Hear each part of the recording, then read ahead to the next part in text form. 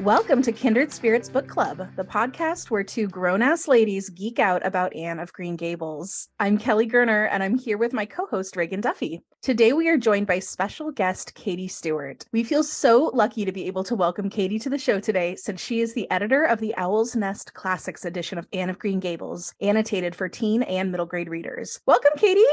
I'm so glad to be here. We are so excited to have you here. We connected with Katie via Instagram when we shared how much we love her edition of Anne, and we are thrilled to be talking to you in person. So Katie, tell us a little bit about yourself and how you got into the world of books. Okay, well, my professional experience is in creative writing, nonfiction, sales copy, and marketing in the not-for-profit world. And I got a ton of experience editing and copy editing, doing that. But my educational background is mainly in the communications world. I got my master's degree in communications from Annenberg, which I think is out in your neck of the woods, thinking that I would work in the film industry. That didn't work out. It was like right at the height of the Great Recession. And then, so I moved home. I've been a lifelong reader. So when I finished grad school and I moved home and I got married and I started to have babies, something inside me needed a creative outlet. So I began to review books all over the internet. I started reviewing books first on YouTube, and then I eventually started an Instagram account. In the book world, it's called BookTube and Bookstagram. And then in the last couple of years, with one of my best friends, we started a publishing house, which has sort of hindered my ability to keep up in those places. But that experience really helped me to understand the promotional side of the book industry, and I made a lot of connections with publishers that way. That's how I got into the book world. It's sort of varied and miscellaneous, but I just love to read books too. So yeah, it's right. And that's like all come together in this truly sort of globally bookish experience, right? Mm-hmm. It's kind of the book dream. I think anybody who's a big reader and loves books wants to figure out how do I make a living doing the thing I love the most? Okay, so I remember when I was done with college, I was an English major. I literally Googled, what do bookish people do for work? You know, I wish that I had done that. I really do. I feel like I was so lost. I was also an English major after undergrad. I was so lost. I had no idea what I wanted to do. And I didn't use any of the resources at my undergrad to assess, what my strengths were. And I wish that I had had someone sit me down and be like, okay, if you really want to do something with books, these are the different positions that you should explore. And this is what is required to to pursue those things. I think what happens is, and maybe this experience isn't universal, but this is what happened with me. It seemed like the only thing that my professors knew to do with an English degree was either to go on to get a graduate degree in English literature and become an English literature professor like they did, or go to law school. So yes. I went to law school. I also heard that and I was like, I don't want to be a professor and I don't want to be a lawyer. I'm far too non-confrontational to ever even consider being a lawyer. Honestly, same. Thankfully, a liberal arts education is pretty broad, so you can do a lot with it. But yeah, I've sort of like bumped along and done a lot for free. Like a lot of my book reviewing stuff, I don't get paid for that. I just do it because I love it and I love to read books and I love to talk about books, and I'll do it with anyone, anywhere. And now you're into publishing. Right. So Ragon and I have this theory that women who grew up reading Anne of Green Gables always end up being delightfully bookish kindred spirits. Fully support that. It sounds like you and your co-founder at Owl's Nest, Karen Hoyle, also met and bonded over a shared love of books. Yes, we did. And we've known each other since we were very wee. We've known each other since we were like 4 years old. Wait, really? Tell us the story. Wow, that's so cool. Yeah, I mean, probably even younger than that, really. Her family lived in Madison and our parents were friends. We played together a lot when we were teeny tiny, and then her family ended up moving away and kind of bouncing her all over the Midwest. But both of our families continued over the course of 25 years going to the same camp, the same family camp. So every summer for a week, we would see each other at a family camp. We knew each other apart from books, but we do have a shared love of literature, and we always have, and just sort of pop culture, movies, storytelling in general. we would meet to go to the movies together, and we were recalling that we went to see Pride and Prejudice together, the 2004 Keira Knightley. Best one. The best. I mean, I love both of them. Colin Firth. Oh no, I love both of them too, but I love the Keira Knightley version. The Keira Knightley version is like, that's what I want to go to sleep to. Like, that's what I want to have on in the background at all times. No, completely. If that could just be like the soundtrack to my sort of daily life, yes, please. Yes, exactly. So yes, Karen and I have known each other forever. And probably one of the reasons that we've maintained such a close friendship is for sure our shared love of books and reading and storytelling. Well, as Ragon and I can personally attest, talking about books with your best friends is one of the most fun things you can do. Agreed. For sure. You never run out of things to talk about. No. That's the best part, right? Yes. Because there's always another book. Exactly. There's always more to share. Well, we always like to start our show with a quote of the episode. So, Katie, what is your favorite quote from Anne of Green Gables? Hey, it's so hard for me to pick just one quote that I love. But the quote that I landed on is one that I just love and I come back to often, and that's, "Dear old world, you are very lovely, and I'm glad to be alive in you." That's a favorite quote. I'm not going to say my favorite quote of all time, but it is a favorite quote in Anne. And I love it because there's something about knowing that this is Anne's mindset when she arguably has so much to feel bitter about. She has a really traumatic childhood that is a little bit glossed over, but you know that it exists in the book. Even though she is histrionic and can be in the depths of despair, she is ultimately a pretty optimistic kid and is thankful to be alive in the world. And I feel like that is really inspirational. That's one of my favorite quotes as well, for that same reason. Anne's ability to appreciate how beautiful the world is, even when she's sad, is always inspiring to me. Yeah. So we're going to get into our story club today. And our story club today is our interview with Katie. Kelly, I can't believe that we are here on our 18th episode of this podcast. I know. We started this podcast as a way to celebrate our love for a book that has been formative for both of us. And along the way, we discovered how much there was really to talk about.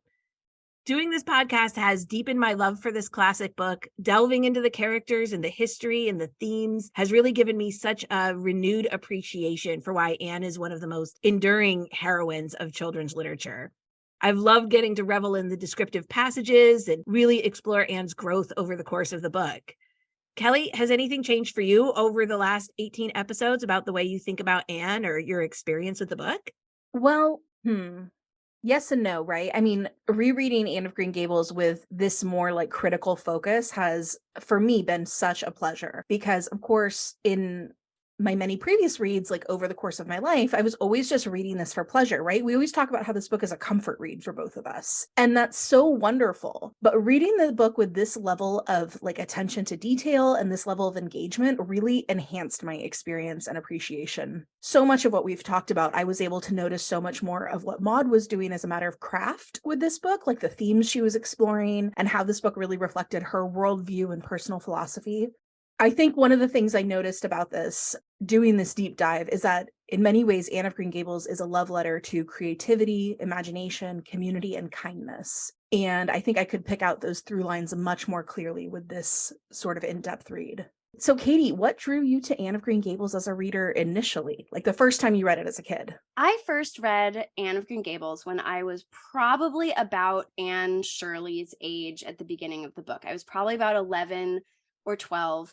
And it was social contagion for me. It was social pressure that led me to it. One of my best friends had read and loved Anne. She convinced the rest of our friend group to read the book. So, amazing.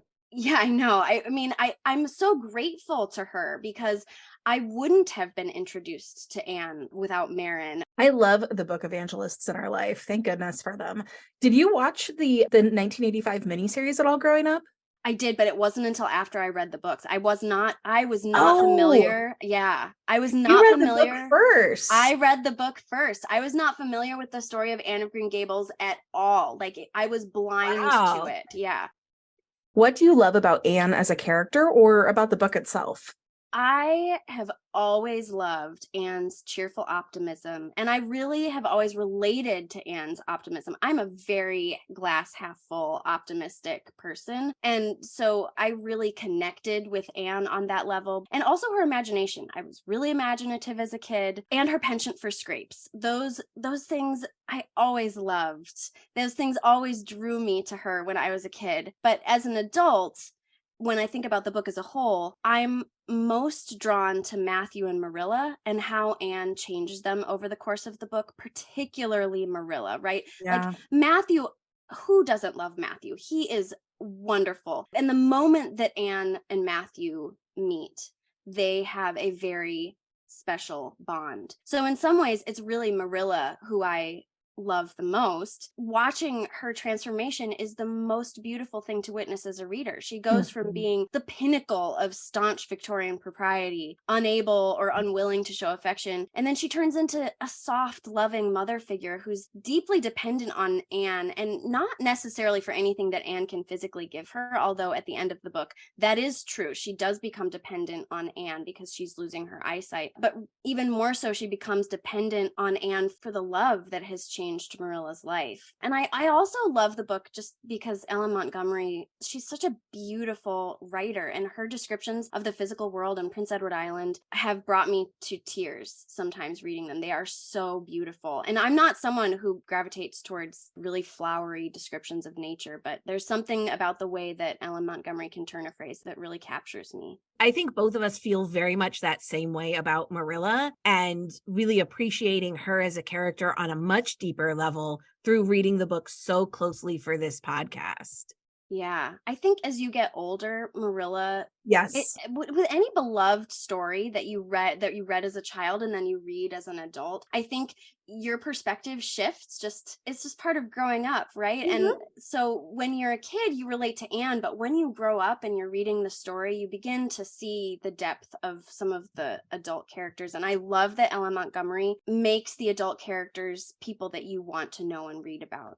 She doesn't dismiss them. Yeah, the adult characters in Anne of Green Gables, it's not like a Peanuts cartoon where the adults are just sort of the like wah wah wah voices, right? Like they really are fully fleshed out people who are so important in Anne's life. And then with Marilla particularly are on such an interesting journey. One of the things that Ragon and I talked about a little bit in a previous episode is that Maud gives Anne all of these examples for what kind of woman she can be when she grows up. She can be a traditional wife and mother and like pillar of the community like Mrs. Lynde. She can be a young unmarried woman making her way in the world like Miss Stacy. She can be an older woman who is unmarried and still met with success like Aunt Josephine, you know, or she can be like a Marilla, come to motherhood in a non-traditional way. Yes. I mean, it's just like so many different kinds of women that she could be, and that is not something that you ever see in Victorian literature. And no. And then all of us had all of those examples. Yes, Maud was a trailblazer in so many ways. And I think she really focused in all of her books on the lives of women and girls in her stories in ways that were so important for that time because it was so unusual. All the different realities for women then and now. Yeah, I love that. I know, and just to speak to Marilla particularly, my appreciation of Marilla has grown up so much more now that I'm reading this book as an adult. And seeing her go from someone who is very happy to live her life in one specific lane to embracing this maternal, family-oriented side of her. Just wonderful. Yes. So I quite enjoy reading annotated classics generally. And when I read or reread an older book, I often will look for an annotated edition if one is available. I think that for me, I want to know all the insider info. If the book says that something costs pence and shillings, I need to know how much money that is, right? So what drew you to Anne of Green Gables as an annotation project? So when Karen is my best friend, business partner, and when we started Owl's Nest Publishers, we knew we wanted to include a line of classics for children. We believe that classics are still important and relevant books to read today, and it aligned with our vision at Owl's Nest to put classics into the hands of kids. But we wanted to make sure that our Owl's Nest classics had added value and that we weren't just putting another edition into the world with our own cover slapped on it, that's a dime a dozen. And what could we do that would make our classics stand out to be something that would be of added value into the world? So that was our reason for wanting to do these classics, making these annotated classics. But the reason we chose Anne as our first book was really as simple as it's among my favorite books of all time, and I always have a lot to say about it. And then also from just a practical standpoint, I had the space to do the research and edit the book. Okay, so you talk about how you wanted to do something a little bit more special than just put a unique cover on an existing classic, and you wanted to add value into the world. What do you see as the benefits and the value of an annotated edition of a classic book specifically for middle grade and teen readers? Yeah, I think especially when you're trying to encourage kids to read classics, it can sometimes be a hard sell because of the language or just the unfamiliarity. It's intimidating. A lot of times they're longer than books written for kids and teens today. I mean, there's so many reasons why classics would be intimidating. But even though people are always people and kids are always kids, which makes the themes in the classics universal, language and culture are living, changing things. And that makes picking up a classic intimidating for kids and adults. I mean, intimidating for anyone. So the benefit of an annotated book is that it demystifies some of those challenging aspects of a classic, either defining archaic or unusual words, or putting into context cultural or historical references that a contemporary of the book would have understood immediately, but not a modern reader. I mean, it's true for adults and kids, but I think it's particularly true for kids that those things can be really intimidating, partly because they're still a lot of times still learning words, learning language themselves, learning how to be a fluent reader. And that makes classics even more challenging. Right. And they don't yet have as much context for the time period the book might be written in as an older person who has just had more experience, whether through school or just movies or learning about history. And I have to say that with this edition, I really think you knocked it out of the park. My 10-year-old daughter, Alice, read this edition. This was her introduction to Anne. I know it really helped her stay engaged when words and concepts were unfamiliar to her. It's not so much that Anne is outside of her reading level on its own, but it's not written in a familiar and modern way that she's used to. The pacing is different, the plotting is different, the vocabulary is different, and she just doesn't have that same context for the time that Anne is living in. But by reading this annotated version, she couldn't put it down when she started. And she loved some of the questions that you ask of the readers between sections. And she'd bring it to me and be like, "What do you think about this, Mom?" Oh, I love that it sparked discussion. That's perfect. Yes. So tell us a little bit about the work of annotating Anne. I mean, you told us a little bit about what drew you to this book particularly. How do you want to enhance the book by annotating it? With our classics, our aim with Anne and in the future is really to introduce a new generation to classic literature, its universal themes, its historical context, and how a modern adolescent can relate to the work, or on the other hand, might grapple with some of those things in classic literature that are unsavory, because that often is the case as well. There's a lot of racism and stuff in a lot of different classic literature. Does that mean we shouldn't read it? No, but we need to be able to grapple with it. Yeah, point it out where it exists. Yes, right? point it out where it exists and talk about it. It's just a jumping off point to get kids to another way to learn about history and where we've come from, where we are today, where we hope to go. I mean, that's another part of why reading classics is so important, I think. And then to make the work itself more accessible. So I did a lot of just really close reading of the book and pulling out those things from Anne of Green Gables and working through the book to find places that might be challenging or interesting for readers to know more about. What kind of research did you do to annotate Anne? What in your background or education was the most useful for you in this work? So some of my research was just general knowledge that I've gained over the course of my life. I was lucky enough to go to a liberal arts college for undergrad. That was such a blessing for me because I really got a solid, well-rounded education that has served me very well. I read a lot of foundational classic literature and I have some basic historical knowledge. So that was really helpful in reading the book. Although even then, when I was putting together Anne of Green Gables, I usually tried to find a reference for everything, even if I already knew it, just to confirm. Sometimes though, it was a challenge to research researched the book. So I remember at the beginning of the book, there's a particular type of quilt that's referenced that Mrs. Lind is knitting. It was called a cotton warp quilt. And I remember coming across that and being like, what is a cotton warp quilt? What is that? And I searched far and wide to find a reference for what exactly it was. And apart from its explanation in another annotated edition of Anne of Green Gables, all I could find were online knitting forums that themselves referenced Anne of Green Gables. Oh, no. Which came first, the cotton warp quilt or Anne of Green Gables? I know. I mean, part of me when I came across that, I was like, well, wow, was this like a very specific kind of quilt that was known only among a local? I mean, I had no idea. I did figure it out. It is in the annotation, but it's basically a knit quilt, like a special particular type of knit quilt. Oh, interesting. Yeah. So in researching the book, it was a lot of internet searches for quality sources, not like Wikipedia, but like quality sources that confirmed my knowledge. A few years ago, I read the middle grade biography of Ellen Montgomery. Have you read that? No, but now it's on my list. It's called House of Dreams, and it's by Liz Rosenberg.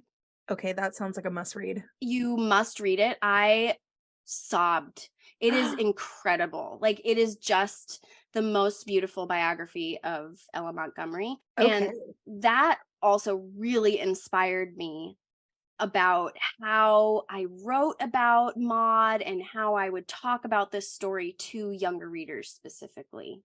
I finished that book at like 1:00 in the morning, and I literally woke my husband up to talk to him about it, and he's like, I literally don't care, let me go back to sleep. Oh gosh. So Katie, Anne of Green Gables has been studied so widely. There are, many other annotated editions. One of the ones that I relied on really heavily when working on this podcast was the Norton Critical Edition. What were you doing with the Owl's Nest edition of Anne of Green Gables that was different from what's already out there?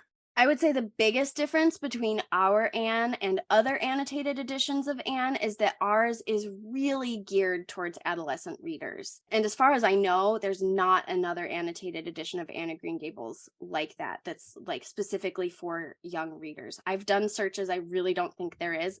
I could be wrong. You never know. I did reference a couple annotated editions of Anne when I was researching my edition, but as I combed through Anne, I was looking specifically for things that would be hangups or interesting to younger readers, not adults. And also, when I gave explanations, they all needed to be palatable for a young audience. So unlike a lot of other annotated editions of Anne, I mean, I like reading them and I think they're interesting, and you do too. They're not always very engaging. They're very informational, right? But they're not always very conversational. And so my edition really speaks to the reader, or at least I hope it does. It invites them in and engages with them rather than just regurgitating facts. And I think that also really makes it stand apart. I even share anecdotes from my own life in order to connect with the reader. So my hope is that it's equally engaging and profound for adults too, because like all great children's literature, it should be enjoyed by children and adults alike. But like with all children's literature, the intended audience is children. And I'm just going to repeat myself and say that what I was saying before is basically a bastardization of a C.S. Lewis quote, which is, a children's book that can only be enjoyed by children is not a good children's book in the slightest. I heartily agree with that sentiment from you and C.S. Lewis. Yes. Me too. And I think there is something about that, I think, is part of what makes a children's book enduring, is does it stand up when you read it as an adult? Because certainly I can have that experience now when I go back and I read books I loved as a kid. As a kid, I was a pretty uncritical reader, right? In a lot of ways in terms of writing and things like that. And there's some books you go back and read and you're like, oh God, this is terrible. Or the experience of, and I don't know if you have this experience, Katie, like reading out loud to my daughter, like some of the books that are written for young kids to read on their own as they start reading them are awful to read out loud. Terrible. There was a few books where I had to tell her, I was like, honey, this is a read on your own book. I cannot read these to you. If I have to read one more Rainbow Fairies book to you, I'm going to die. I'm going to die. But there are some books that you can read them as an adult and appreciate the language or the musicality or whatever it is. And I think that's what makes some children's books really enduring, and some children's books being like, yes, go ahead and read the 20th Magic Treehouse book. I think that's wonderful. I'm not going to read it out loud to you. Right. It's like when my son wants me to sometimes read to him like Diary of a Wimpy Kid and like there's also Reagan's like face. like Diaper Baby or something. And I'm like, no, you know what? I will sit down and I'll read Charlotte's Web with you. I will read any of Kate DiCamillo's books to you. I mean, there's a whole list of books that I'm like, I will read this curated list of children's books to you, but I will not read Diary of a Wimpy Kid. So my daughter's 10, but we still read out loud most nights. I don't know how old she'll be when she stops wanting us to do that, but I hope it's still a long time. I hope that you continue to do it even after she pushes against it. If you have never read the book called The Read Aloud Handbook by Jim Trelease, that is my favorite parenting book of all time. It's not even a parenting book, but it's just like, it tells you how important it is to read aloud to your kids. And like, he encourages you to do it through high school. Like, never stop reading aloud. So wow, good. I hope that that's true. But so anyway, my husband and I alternate reading a book with her, right? So I'll pick one and she and I will read the book through, and then he'll pick one. So we kind of take turns these days. And I curate the books that she and I are going to read out loud together. He lets her pick. So he got stuck reading 3 Warrior Cats books in a row to her. I was like, that's your own fault, man. Like, I will bring being like, these 3 books look interesting. Let's choose one of these. He's like, oh, their names are the same. I was like, I don't think that book was meant to be read out loud, but good luck. No. And that's also true. Not all books are meant to be read out loud. Some books really are read to yourself books.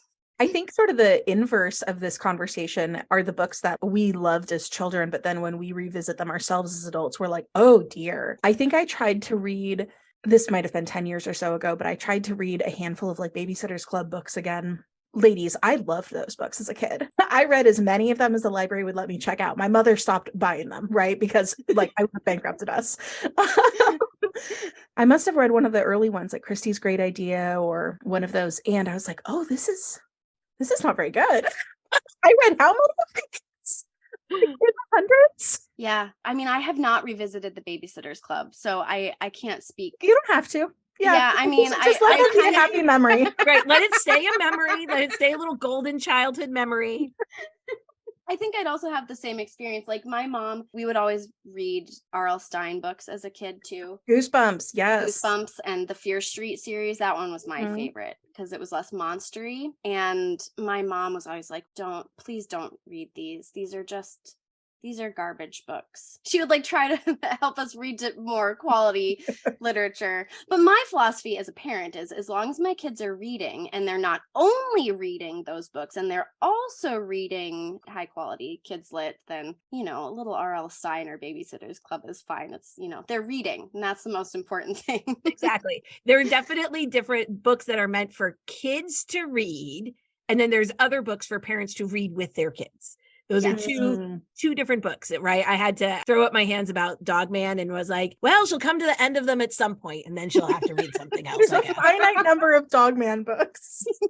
I mean, they keep coming out. Yeah. I feel like I apply that same thing to my current reading, actually. I read lots and lots of fluffy romance novels. That is 100% my comfort read genre. But, for every handful of fluffy romance novels, I'll pick up something highbrow. I don't discriminate. I try to do a little bit of high and lowbrow. We all need some cotton candy, we can't just be eating broccoli all the time. And broccoli can taste great. I love roasted broccoli, but I also want some Skittles, Absolutely. So, yes. Yeah. Broccoli and Skittles. I wanted to go back, Katie, to your point earlier about kind of how your annotations really engage with the reader and try to meet them where they are. Mm-hmm. I really enjoyed when I was reading your edition, how your annotations seem to spark a dialogue with the reader. They reference back to each other. You are talking about your own childhood, asking the reader questions, asking them to consider sort of different ways of thinking thinking about the text, who were you picturing as your reader? And what experience did you want them to have with this book? I'm so glad that you found, like, as an adult, you found it engaging too. Oh, I was like genuinely laughing out loud at certain ones. Truly. I love that. It was such a fun read. I love that. I'm so glad. I mean, I do tell some pretty funny stories from when I was a kid in there. But I was picturing a young reader, and probably between 12 and 14, because that's generally when kids pick up Anne of Green Gables for the first time, is that age range. So I was imagining someone who's picking up Anne of Green Gables for the first time. So my editor, who happens to be Karen, and I worked really hard to make sure that the language we used in the book wasn't too Annish itself, because I know I have a penchant for big words. I use big words a lot in my life. I come from a family, we are all very literary, and we use big words, and I used big words as a kid, so I needed to be more universally accessible, and so everything that I wrote had to be accessible for a young audience. But my goal was to make it challenging too, and that's the trick with all children's lit, or at least really good children's lit, to kind of tie in what we were just talking about. I think it's making it accessible, making it fun to read, without talking down to the reader, and still using language that will encourage them to read up. Especially also because I knew and hoped that adults would find it equally enriching and engaging. So my hope is that any reader who picks it up will learn things, but also just have fun reading the book. And hopefully the annotations will only add to and not distract from Montgomery's brilliant book. Because I think when you are talking about an annotated book, your concern is always, is this going to detract from the story? Are you going to like lose your place? Are you going to have a hard time going back and forth between the story and the annotations? So that was also a balance. You know, I will say that I think my experience with reading the Owl's Nest Classics edition that you annotated was, I felt almost that I had the sensation of reading it again as a younger reader, because your tone was, you know, so clearly directed to someone who's maybe a young teenager or a preteen or something like that. But that I was a younger reader with like a cool older sister or someone like that sitting next to me and explaining things as I went, right? All the things that like a young kid would have had questions about, the answer was right there in the text, written in a really accessible and fun way. I remember one of the annotations, Anne says something like, wild horses couldn't drag it out of me. And so I started to talk about in the annotation what it means to be drawn and quartered, because that's where that reference comes from. And I was like, okay, how graphic do I get here? And so I had this conversation with Karen, because I was like, you know, this is meant for kids. Like, what do I say? And Karen's like, kids love that stuff. Yeah, so, like, don't get too graphically detailed, but don't be afraid to talk about what it is. Anne knew what it was, right? And in order to understand exactly how dramatic and over the top Anne is being in that moment, the reader has to have the same amount of information that Anne does. So it's actually so important that you're making those connections. Right. Yes. What you're saying made me think about that instance, because it is sort of like the salacious older sister kind of like, hey, this is what drawn and quartering is. I don't know. By the way, let me give you the behind the scenes. Yeah.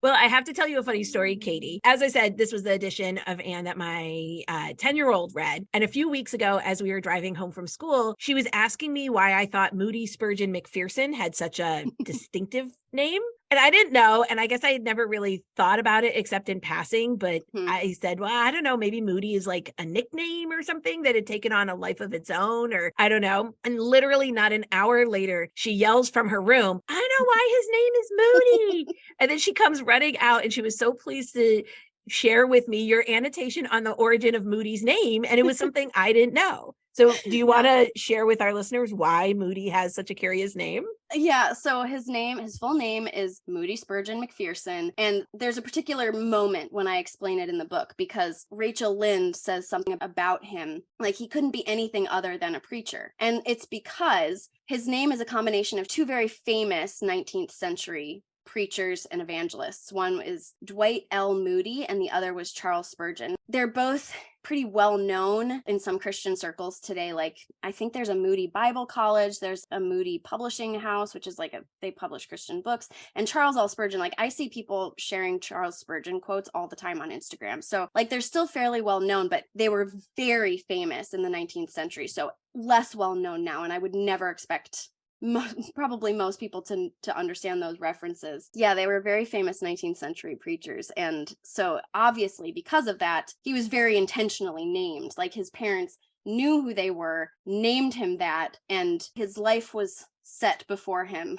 He had no choice. And it's interesting because since I didn't know that, all of a sudden that line became clear to me. Yes. That I had never understood, because I know that line where she says, with a name like that, he couldn't be anything other than a minister. Mm-hmm. And I always thought maybe it had to do with the fact that it was a weird name. Like if you give your kid a weird name, like if all he can be is a minister. That was sort of when I was a child, I figured out, that was the story I told myself about why Mrs. Lind says that. So all of a sudden realizing it's actually kind of the opposite, that he was deliberately named so he would grow up to be a minister. Yeah, exactly. Yeah, very specifically and intentionally named. I feel like the contemporary equivalent would be something like a modern parent naming their kid Rihanna Beyonce. Exactly. Definitely headed to being a pop star. Right. Yeah, exactly. Oh my gosh, that's so funny. Yes. So why do you think that Anne is still relevant to the modern kid? I mean, this goes back to where I say, like, people are always people. And in the same vein, teenagers and kids will always be teenagers. Teenagers will always be teenagers. And Anne, oh boy, is Anne ever a teenager, right? She's dramatic and angsty and emotional. And I think most teenagers can relate to that. Even beyond that, like she wants to do the right thing, but she's always making mistakes, either unintentional mistakes or because she has a raging temper and she can carry around a grudge like nobody's business. She's so human. And I think we can all relate to that. I also think adolescents from time immemorial are searching for their place in the world. They're coming into their own. They're figuring out who they are, who they want to be, what they believe, where they belong. That is the book Anne of Green Gables in a nutshell. It is a classic Bildungsroman in that sense. And teenagers will forever be able to relate to a coming of age story because they are also in the process of coming of age. So even if the particular experience of growing up in late 19th century, small town Avonlea, Prince Edward Island, even though that is far removed from their experience, the internal struggle of being a teenager and coming into your own will always resonate. I think you're exactly right with that. And Anne is such a deliciously open and evocatively like emotional kid that you are right there with her, right? You might not want puffed sleeves, but every kid has like their fashionable thing that they want that their parents say they can't have. Like that is a total universal experience. Yes. So anyway, well, we very much loved and appreciated your guys' version of Anne of Green Gables and have to know whether or not there are any other classics that you would like to annotate in a similar way. So we hope that we have a slew of classics at Owl's Nest, and whether or not I write them or not, I mean, I'd love to. Basically, since I finished Anne, I've been thinking, well, what classic would I want to work on next? And for me, part of the appeal is that I want to choose a story that means something to me or one that I loved growing up. And that kind of narrows it down. Naturally, I wouldn't choose one that I'd never read or one that I didn't like or didn't connect with. So another one that has really been calling to me is The Secret Garden by Frances Hodgson Burnett. That was a favorite growing up. I mean, I can't say that I loved it as much as I loved Anne. I haven't read it as often as I've read Anne, but because of that, the challenge will be that I know next to nothing about Frances Hodgson Burnett. Like I don't really know anything about her, whereas I already had a working knowledge of Ella Montgomery before I started the Anne project. It was so much easier and it required a lot less research to do Anne than it will for almost any other classic I work on in the future. That will be a challenge. Like I'd already read a biography. I'd read a middle grade biography of Ella Montgomery. I also had read at least partially the biography, what is it called? Wings. I can't remember the name of it, but it's sort of the biography of Ella Montgomery that people talk about a lot as being sort of the best. If I do The Secret Garden, I will need to like actually read a full biography of Frances Hodgson Burnett before I even get started. So it's daunting. Even if I don't get around to that in the near future, I know that next year we're releasing A Christmas Carol, but that will be the work of another editor, not me. Oh, that sounds really fun. Yeah, it will be fun. I think it's going to be great. And I think Kelly and I will be first in line to buy an annotated Secret Garden. Yes. Both of us have talked about Mary Lennox as a kindred spirit to Anne, and that the Secret Garden explores some similar themes to Anne. Yeah, I agree. I totally agree. Reagan and I had previously talked in our last episode, which is about graphic novel adaptations of Anne, that there are also many graphic novel adaptations of The Secret Garden, right? There's a lot of crossover between women, probably women our age, who loved Anne just as much as they love Mary Lennox. So I think that's really interesting. It doesn't surprise me because even subconsciously we must, our type, our kindred spirits out there must like subconsciously be drawn to these two stories. I know. And now I want to hear from our kindred spirit listeners whether they are also huge fans of The Secret Garden. That might give us some direction for our next season as well. Mm-hmm. Okay, so Katie, what is your favorite Anne moment from Anne of Green Gables? Or if you want to do the whole series, go for it. Yes, I have to do the whole series because Okay. I think my favorite I think my favorite moment in the whole series will be forever Gilbert's proposal to Anne. My friends and I had that entire scene memorized and we would repeat it to each other constantly. So that scene, that moment in Anne has a very nostalgic hold on me, apart from being romantic. And it's partly romantic because you have to wait until the third book for it to happen. Oh yeah. And that is so wonderfully nerdy that you guys had it all memorized. I couldn't repeat it to you now, but 25 years ago or whatever. Yep. And I think you're right though. It is such a long time in coming, right? But it is so worth the wait. Mm-hmm. I love it when Anne says, I don't want sunbursts or marble halls. I just want you. Just the best. Oh, so romantic. Like it's just so romantic. And because the book and the 1985 miniseries are so like meshed together in my mind, deeply connected, I can't hear those words without hearing Megan Follows saying those words to Anne. Yes. Yeah. I know. It's one of my favorite moments as well. I even referenced it in my wedding vows.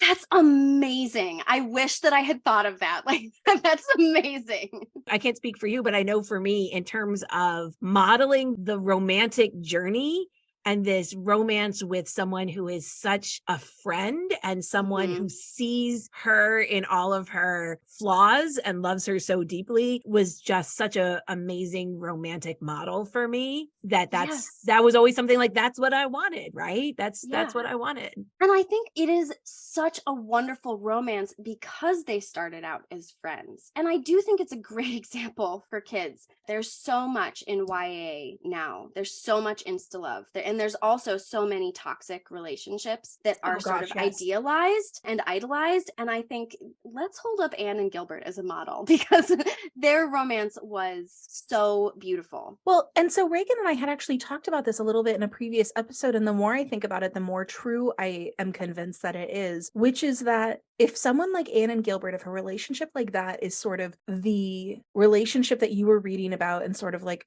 formed an attachment to or whatever during these very formative early years, if that becomes your gold standard for relationship, like you are setting yourself up for a happy marriage, for happy relationships, for long-term, partnership in like a really wonderful way. Yes. If we're going to idolize any couple, let it be Anne and Gilbert for sure. Yes, absolutely. 100%. Because the respect, right? They start as rivals, especially in this first book, right? And because of that, a little bit one-sided. I mean, rival. Yeah, that's true. But like Anne is the only one that really dislikes him. Anne's carrying 95% of the rivalry. Yes. Gilbert's sort of just like, well, if this is what you want to do, I guess we'll do it. Yeah, exactly. I mean, if you want to have like a spelling bee together, sure. He's like, as long as we can hang out, I don't really care. But it's built on this foundation of like intense respect for each other. Yeah. Right. And then friendship growing out of that and then love from that. It's just the best. Yeah, I agree. Okay. To pivot a little bit, we've been wanting to have this discussion for a while. And our last episode of our first season seems the time to do it. So I want to know how both of you rank all 8 of the Anne books. For our purposes, we leave out the short story collections. Oh, impossible to rank. Yeah, no, I agree. I'm going to force you to do it. Rank them. Make choices, hard choices, Kelly. Kelly, you go first. Okay. I will go first. I'm not going to rank them. I'll do them in tiers. Okay. All right. I'll do like top tier, middle tier, bottom tier. All right. In my bottom tier, I feel like it's like some sort of like sports drafting analogy.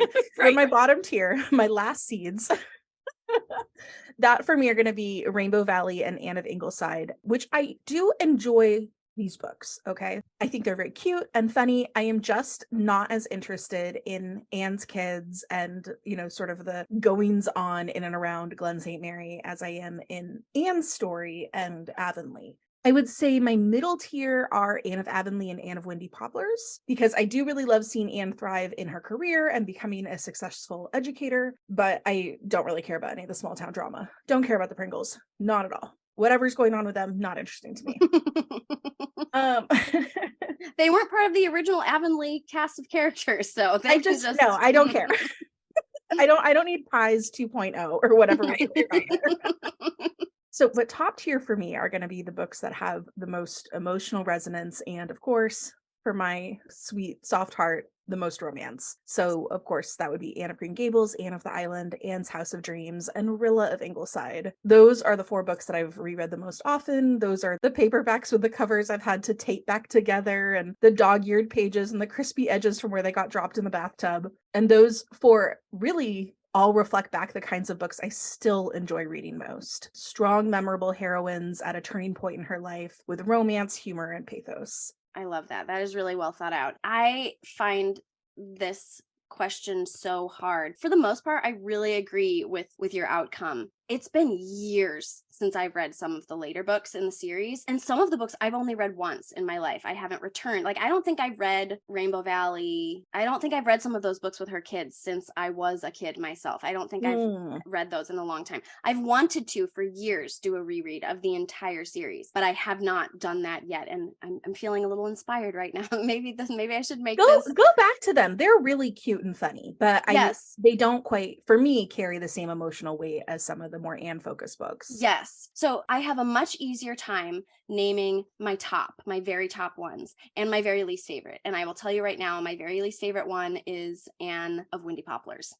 I hated that book. I hated that book when I was a kid, and I hate it today. I just do not like it, and I feel like I can tell how much Maud disliked writing it. I feel like that's fair, but we can fight about it when I get to my part. We can fight about it. And here's the thing though, I also haven't reread that one in a really long time. All of my choices can be rearranged at any moment. I reserve the right to rearrange these at any moment. Depending on your mood, depending on what you want to read that day. Absolutely. Right. No. You understand, we're not, this isn't a binding contract. Yeah, strong opinions loosely held. Yes, exactly.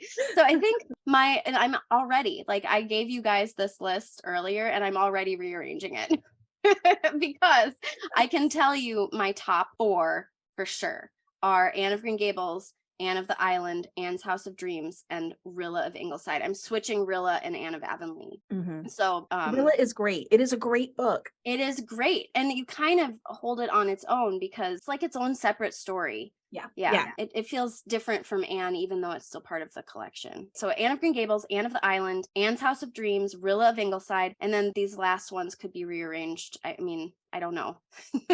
Anne of Avonlea, Anne of Ingleside, Rainbow Valley, and Anne of Windy Poplars, but Anne of Windy Poplars is at 8. So okay. All right. So for me, it's no contest that my least favorite is Anne of Ingleside. So for listeners, if you guys don't know this, Anne of Ingleside and Anne of Windy Poplars were added much later to the Anne lineup. They were not written in chronological order. I think there was a lot of like pressure for Maud to fill in more. And so I do think that you can see some of that in Anne of Ingleside as well. So Anne of Ingleside comes chronologically. It comes after Anne's House of Dreams, but she didn't write it till well after she's finished all of the rest of them. And yeah, that one's my least favorite. I just think that the kids are not old enough to be interesting, and Anne isn't as interesting as she is in so many of the other books. And it didn't emotionally resonate for me very much at all. And then I've got a surprise for the bottom, which is Anne of Avonlea. It's not one of my favorites. You dislike Anne of Avonlea more than anyone else I know. Tell me why. Is it because of Davy and Dora? It's because of Davy. Yes. Yeah. It's because of Davy. I don't know whether she felt like, okay, now we need a child to get into mischief now that Anne is grown. but she didn't do a great job. Like Davy's just the worst. Davy's just the worst. So, Anne of Avonlea is down at the bottom. 6th place goes to Rainbow Valley, which I don't dislike. I liked it when I was a kid. I just don't love it as much. Like, it didn't stick with me emotionally. Like, I didn't feel like I carried anything away from that. Surprisingly, Anne's House of Dreams and Anne of Windy Poplars, I can kind of flip-flop around in 4th and 5th place. I have a weird soft spot for Anne of Windy Poplars.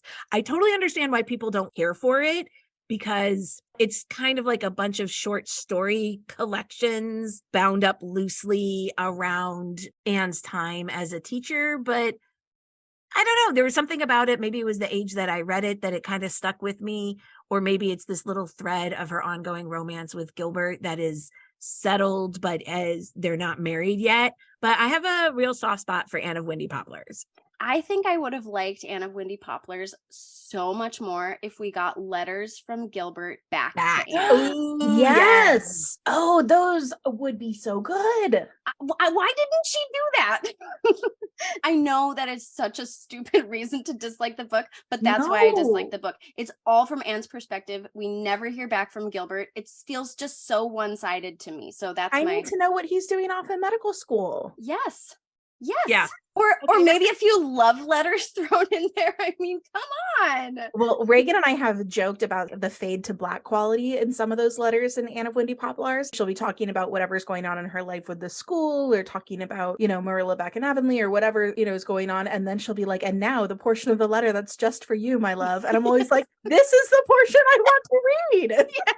Yes. I think all of that combined is why I feel bitter about it was a tease. It was a tease of a book. It just didn't give you enough. That's fair. Exactly. That's fair. All right. And then my top 3 are very clearly Rilla of Ingleside, Anne of the Island. And Anne of the Island is definitely the book besides the original that I keep on returning to the most. Like, there's something about Anne's experience at college and just watching her get to be like a young woman on her own in this space that I don't think a lot of women at the time got to do, this space between living at home and being married, that she really gets this real opportunity to be a young woman on her own. I really love that one. She has this wonderful experience with her friends, with Philippa and Stella and who else? Priscilla, where they get to share a house together. You get this sort of moment of young womanhood where they are not wives and mothers yet.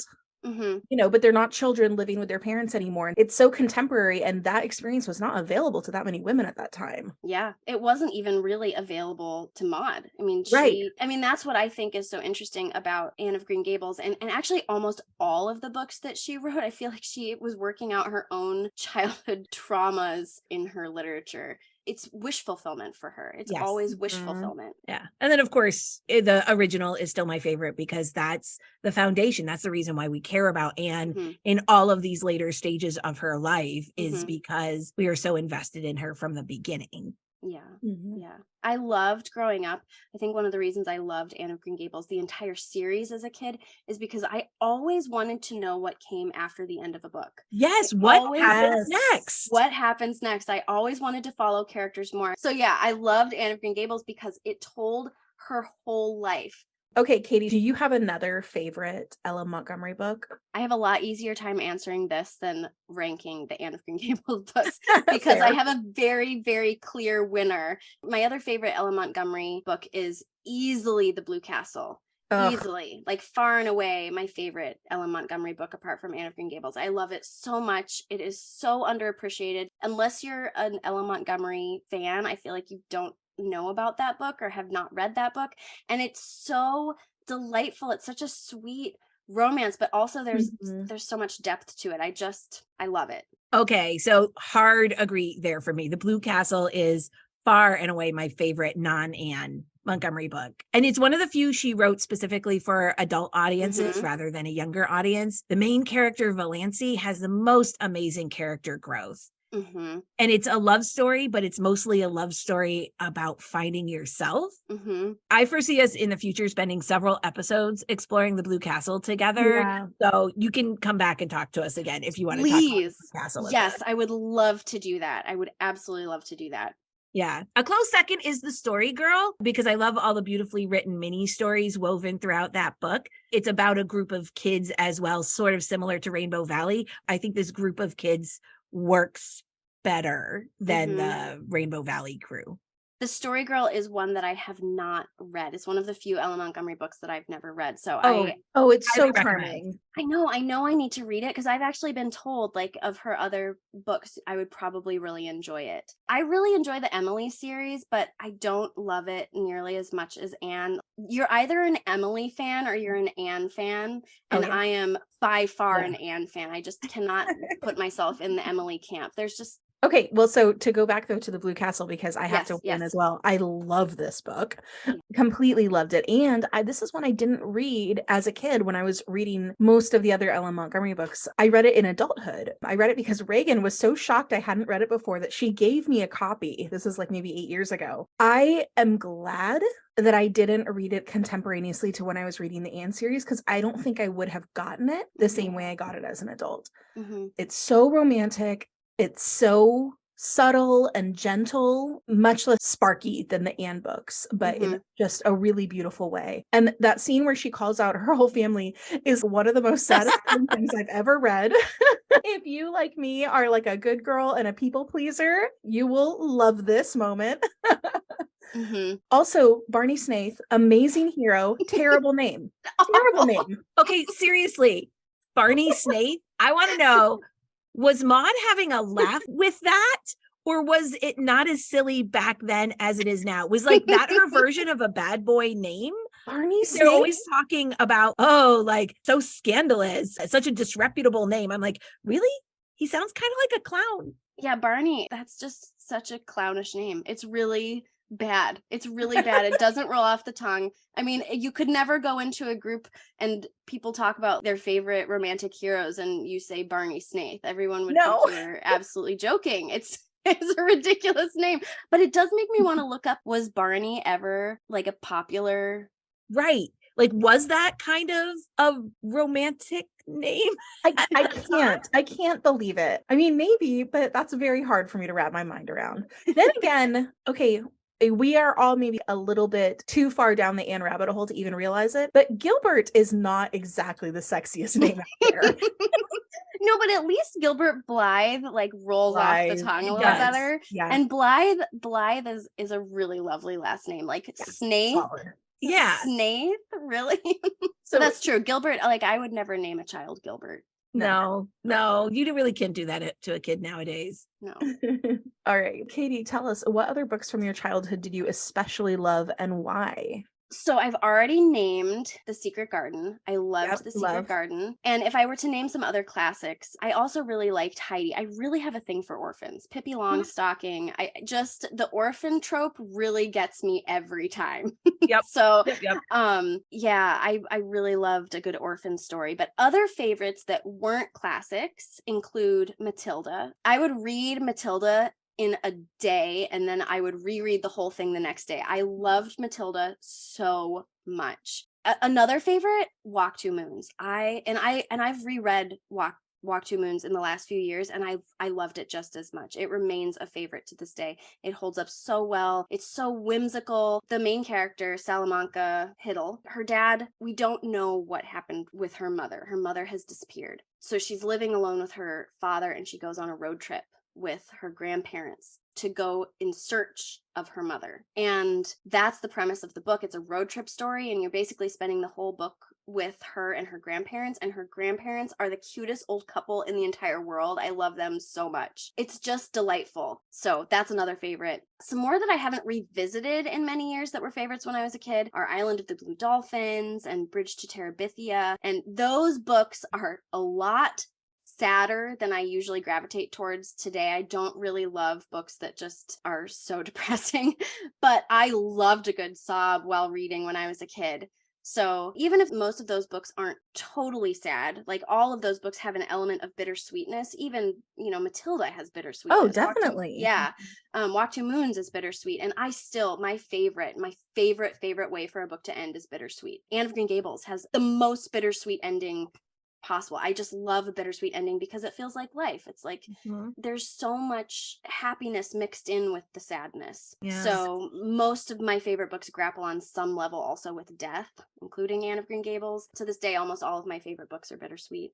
Yeah, I think there's something about the middle school years when you really learn how to love a good cry. Yeah, so true. Well, tell us a little bit about Owl's Nest Publishing and why you decided to start a publishing company. I'm going to try and say this fast because I could talk about this for an entire podcast episode, but I'll keep it brief. So a few years ago, my best friend Karen and I were having a discussion about the state of publishing today. And in so many ways, it's really broken. So we were lamenting that there were pockets of the population that really weren't being served well, particularly teenagers, particularly younger teenagers. So like the 13 to 15 age range, but also to a certain extent middle grade readers. But YA, as it stands today, it's really not written for teenagers. It's written for adults. It's especially written for adult women, and it depicts teenagers who are almost all of them adults themselves, or at least very close to adulthood. If you pick up a YA book and you are like just read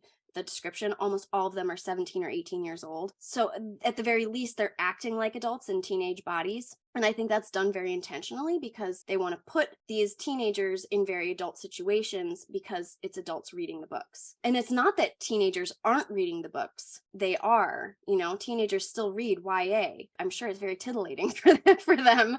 So we knew that there were plenty of authors who were writing great books that would never be published by the big five because they didn't fit the criteria. They had a 15-year-old protagonist or even a 16-year-old protagonist, or any number of other things. Those books still deserve to be told, and they deserve a place at the table, and plenty of readers who are looking for books that reflect their own awkward teenage experience. Like if you read a lot of YA books, all the boys are Lotharios. I don't know a 15, 16, 17-year-old boy who is that smooth. Is that smooth. Exactly.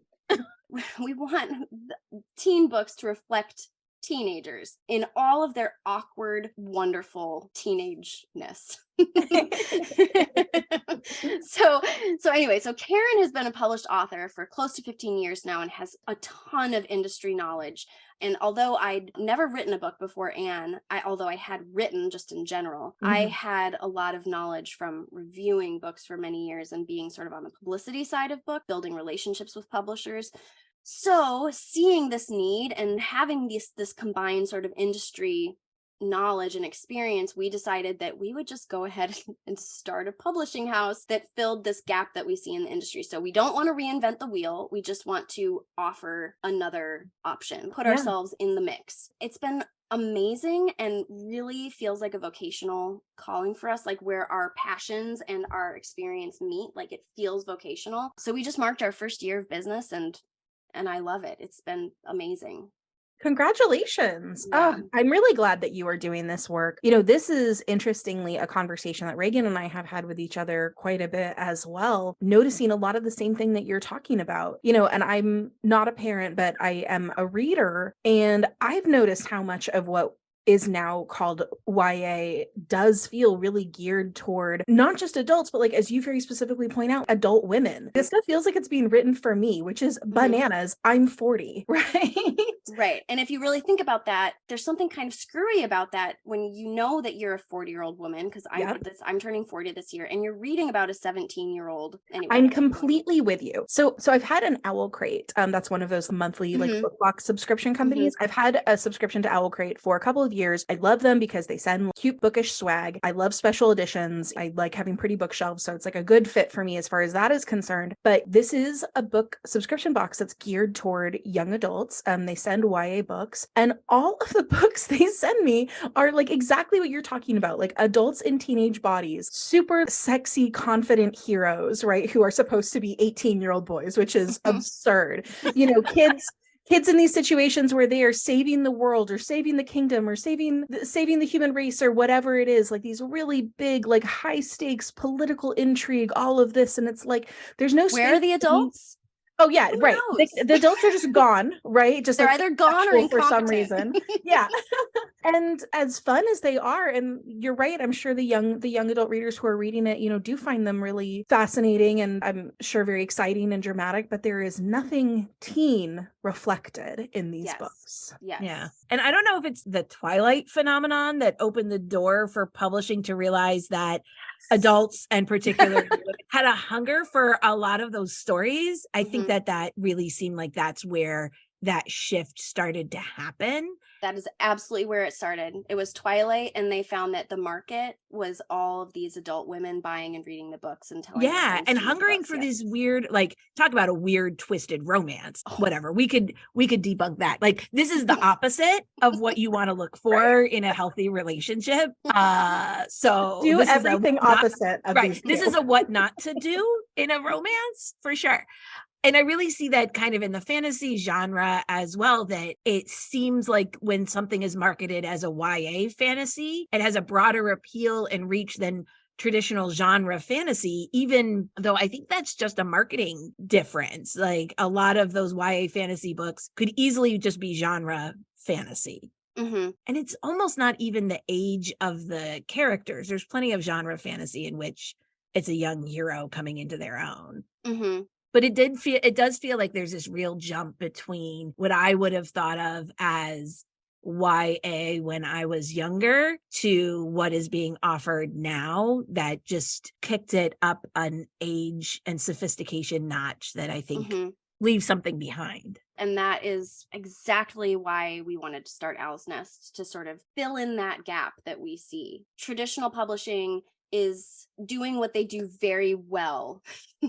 Right. Well, they found something that worked, right? So let's do more of that. It makes a big moneymaker, right? Right. Like they found, because adult women will have the money and will spend the money on books, and right, that's where the money is, right? Those are the people that have a lot more disposable income than teenagers. Right. I will buy a $30 hardcover on pub day of the third in a series that I'm super invested in, versus like teenage me who would have been waiting for that at the library to finally come up.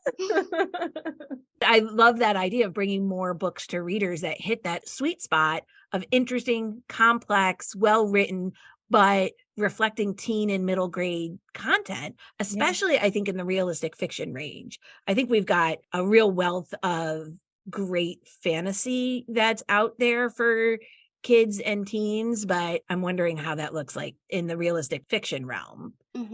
Well, so that's a question from us is, do you have any good recommendations for readers who love Anne, or books that might hit that sweet spot for teens or younger readers, middle grade readers? When I was thinking about this question earlier, I was really thinking more middle grade, because middle grade, I tend to like reading middle grade more than YA. I wasn't an angsty teenager, so reading about angsty teenagers sometimes annoys me.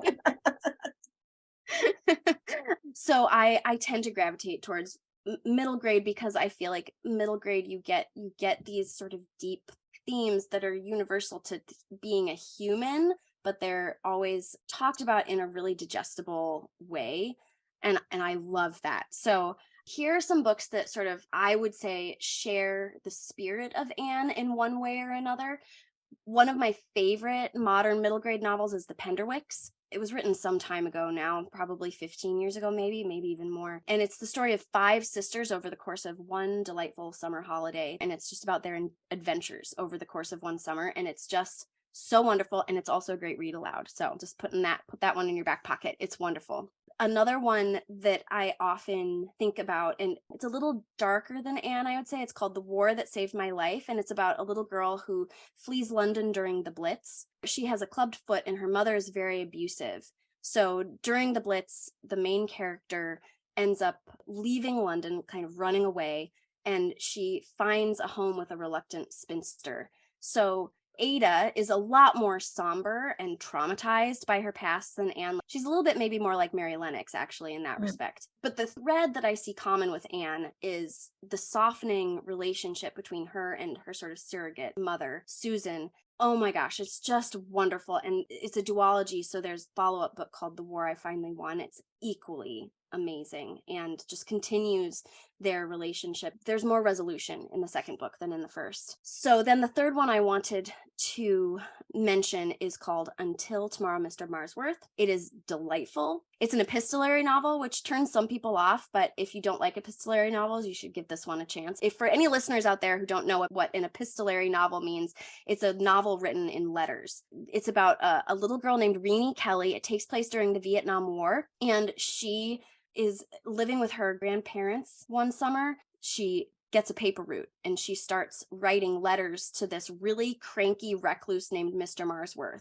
The whole point of the book is she's trying to keep her brother from getting drafted into the Vietnam War. And so she starts this pen pal relationship with Mr. Marsworth, and it is, oh my gosh, it's so delightful. And this probably stems from my love of Anne, but I love a book with a friendship between an older character and a younger character, especially if the older character is grumpy and cantankerous in some way. Yeah. And this book does that perfectly. So that is also like the commonality I see between Anne and Until Tomorrow, Mr. Marsworth. In all of those 3 books, the characters are either effectively orphaned or have only one living parent, which may feel like an odd thing to mention, but I do think that often informs how these characters interact with the world or deal with their circumstances.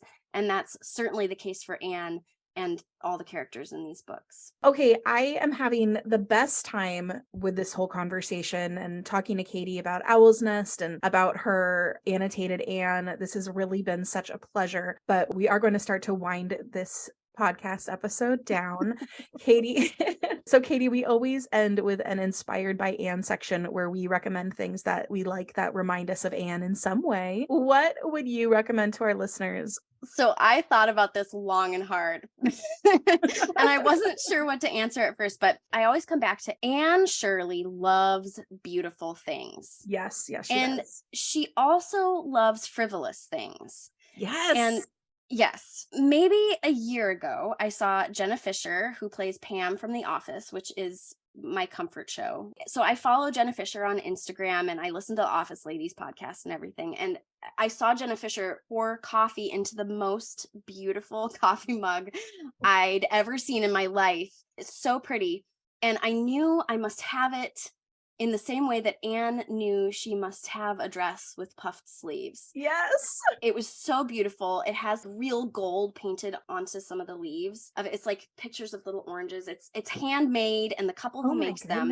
It's so beautiful. R&D Pottery, they're on Instagram, and they only drop like a new batch of their pottery every few months, and they sell out so quickly that they'll say, okay, we're going to drop our pottery at 8 p.m. on such and such a day. They sell so quickly that you literally have to sit online with the product that you want right in front of you, ready to click it into your cart, because if you like, they'll sell out within 10 seconds.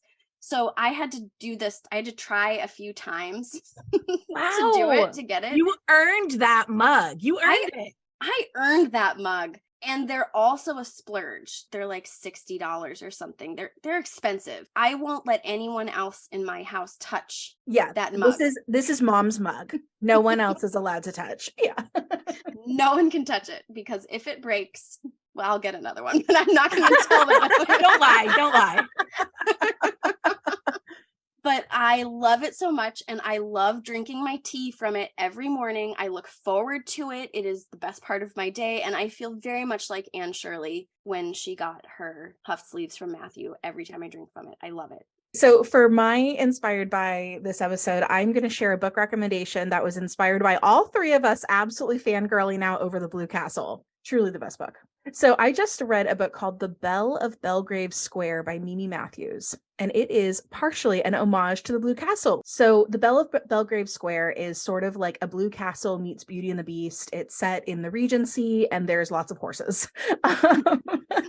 There is one plot twist that is lifted directly from the Blue Castle, and when I spotted it, I actually screamed. I was so delighted by it.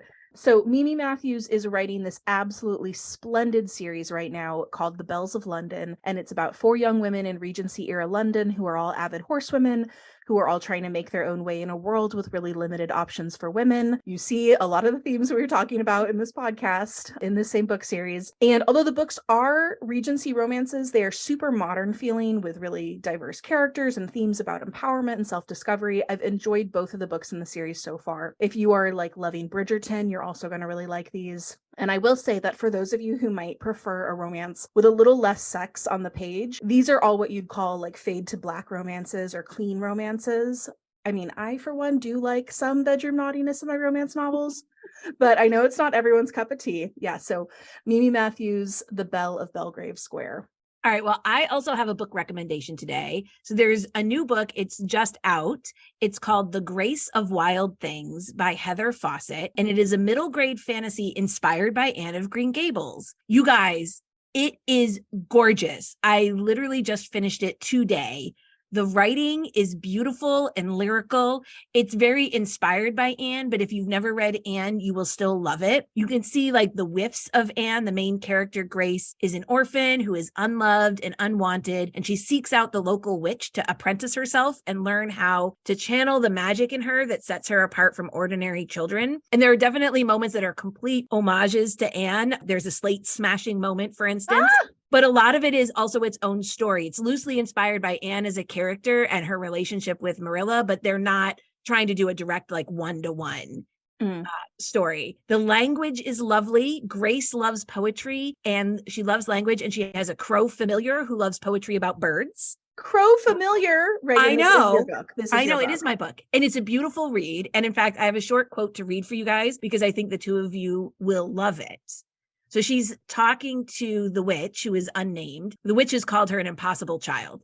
And she says, "It's wonderful, though, to be impossible, isn't it?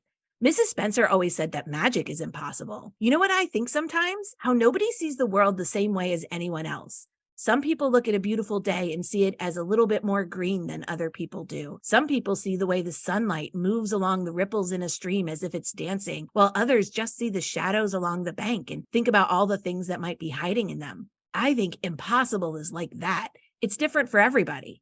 Maybe for Mrs. Spencer, magic is impossible and always will be, but that doesn't mean it isn't real or that other people can't see it. And I'd rather be impossible to someone like Mrs. Spencer. Wouldn't you? You guys, run right out and get this book. The language in it is gorgeous. It's beautifully done. I am speechless. How have I not ever? It just came out. I'd seen it kind of pop up on Instagram. And when I saw that it was loosely inspired by Anne, I got it. I didn't know how good it was going to be. It reminds me a little bit of like if you crossed Anne of Green Gables with The Girl Who Drank the Moon.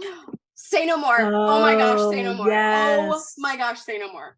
I'm so excited. Yes, seriously, it is. It's absolutely beautiful. I can't wait to read this one, Reagan. Me too. Oh my gosh. I'm having a really hard time like just not clicking purchase right now, like while we're on the podcast. Oh my gosh. You definitely can. It's probably going to be worth it to own because I honestly think this is going to be a new classic. The Girl Who Drank the Moon is one of my all-time favorite middle grade books. So it's called The Grace of Wild Things by Heather Fawcett. Oh, Reagan, what a great rec. I'm really excited for that one too. Thank you. I am so excited. And I love that quote. Isn't that beautiful? Yeah, that quote's amazing. And you can see the connection to Anne in that quote too. Yes. Right? There's a lot of things that Grace says that are not direct Anne quotes. Like that's where you really see that inspired by that Anne would think this way. If magic were a thing in Anne's world, this might be the way that she talks about it. Right? Yeah. Okay, is there anything else we want to talk about before we like kind of close out? Listen, we can close the episode and keep talking. Okay. So then if that's the case, well, that is all for this episode, Kindred Spirits. Thank you so much for joining us, Katie. It was such a pleasure. I know that this podcast ran so long because we had so much fun talking, but I loved every single second. So thank you for having definitely going to come back and talk with us when we talk about the Blue Castle, right? Yes, I absolutely am. Please, please, please, please. Yes. Oh, good. Gosh, yeah. Thank you so much again. And everyone should check out the Owl's Nest podcast to learn more about middle grade and teen books and a behind the scenes look at an independent publisher. Go to the Owl's Nest website for updates on what they're doing over there and to get updates about what books are coming next. And if you want to hear more from Katie, please check her out across all the platforms at Life Between Words.